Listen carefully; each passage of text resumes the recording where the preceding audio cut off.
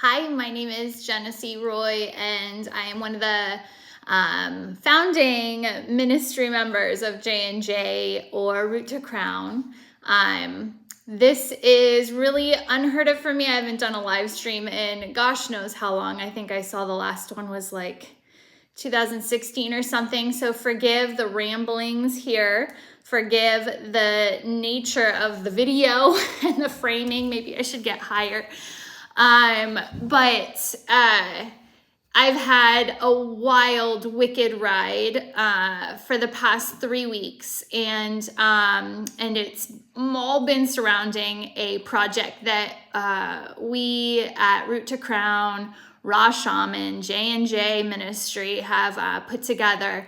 And we were going down and videotaping and creating a docu-series around indigenous plant ceremony, working with shaman, and experiencing medicine, trading medicine, and really documenting and recording the whole thing. And being in that energy, of course, we get to play and work with that medicine ourselves. And I'm here today doing this because I had some unbelievable revelations, breakdowns, and I don't know if this is going to be a hello or a goodbye. I don't know if this is a beginning or an end. And for all you very smart people out there, you would know that it is both. It's going to be, the Fibonacci sequence, the fractal reality of the starting, the ending, the Ouroboros, the continual cycle, the perpetual cycle. But it was such a dramatic shift and change that has now anchored today. I'm 3 days home now from this 3-week Mexico journey and adventure with plant medicine and frog medicine, all the DMTs, and I just wanted to communicate and go live because it's such a vulnerable place to do it. I really, again, just want to emphasize that this was not planned tonight. Not that most of my stuff is planned, but please forgive just the rambling mind here. It came from my heart, and I just wanted to document it and speak a truth while it was present and while all the energy was here. So let's get in.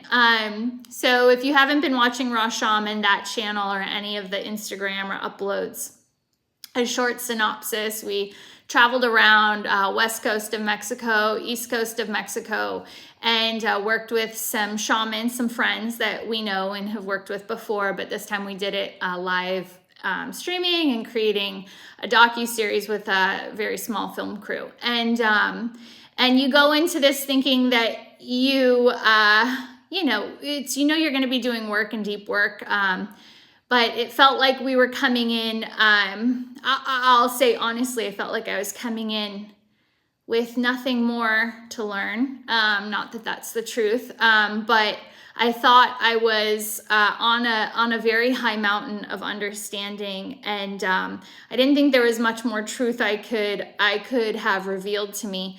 And working with the bufo medicine, the toad medicine, there's a dosing that's administered that is considered this ego death. And knowing this and going into this,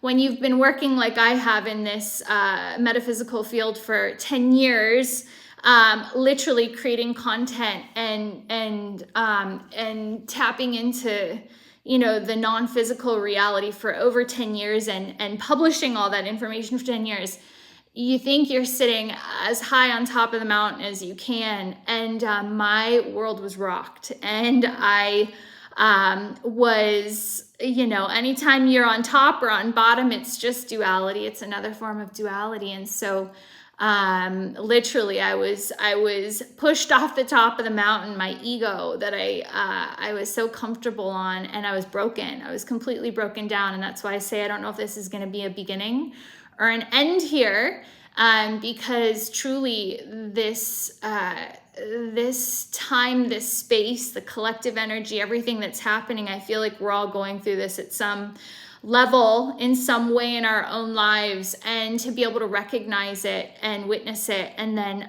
work with it is huge. And so I want to explain what happened to me, and then maybe track backwards for a little bit more depth or clarity. So let's track backwards. So again, I've been doing this work. I've been personally on a journey for over 20 years. And then, over 10 years ago, started documenting, creating, writing books, and exploring my own journey. And in the beginning, I was documenting my journey. I was writing books because I was going through it. I was creating materials and content because I was living it. And it was so fulfilling on a personal level as well as a public level, because I was going through the journey, and then I could, communicate it, create classes, and help people with it.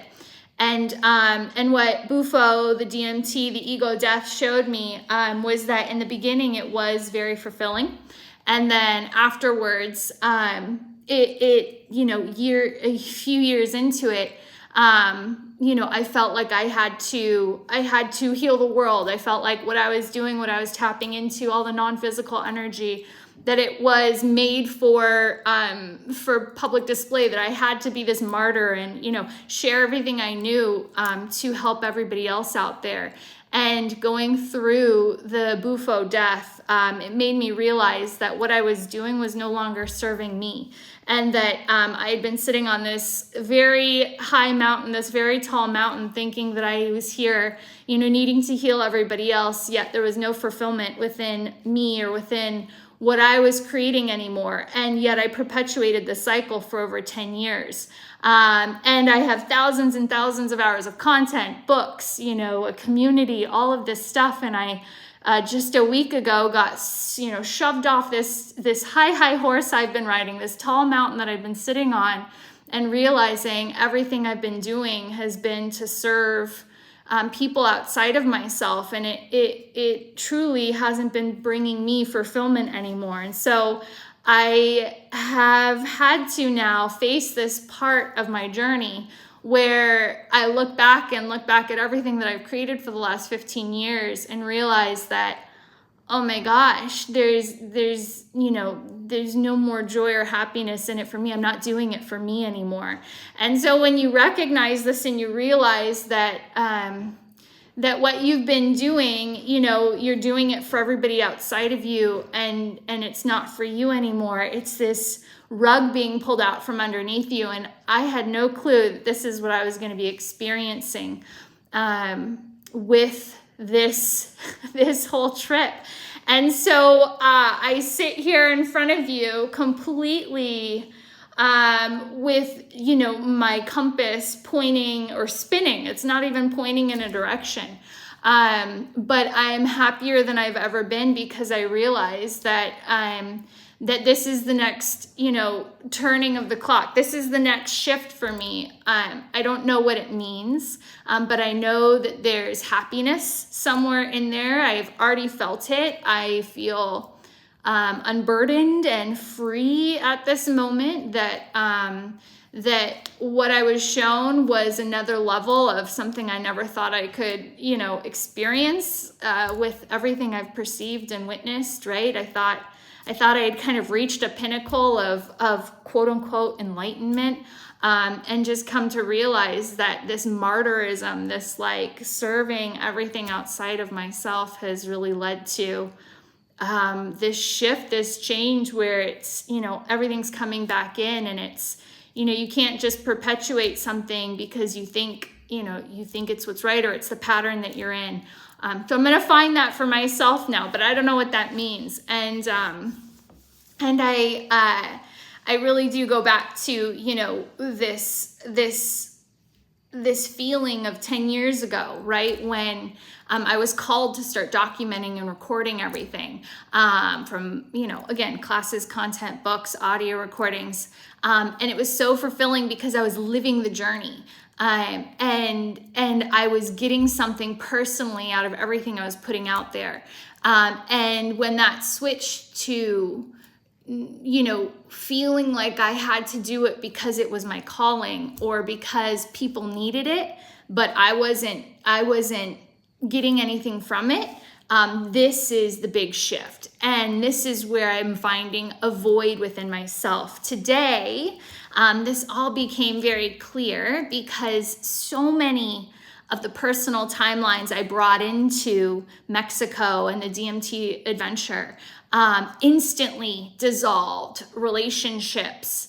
My work, so many things just broke while I was in Mexico, completely stopped and left me in this very expansive space, which I could see, would maybe it broke me down for a good 24 hours where I didn't know what the heck I was going to do when I got back from Mexico.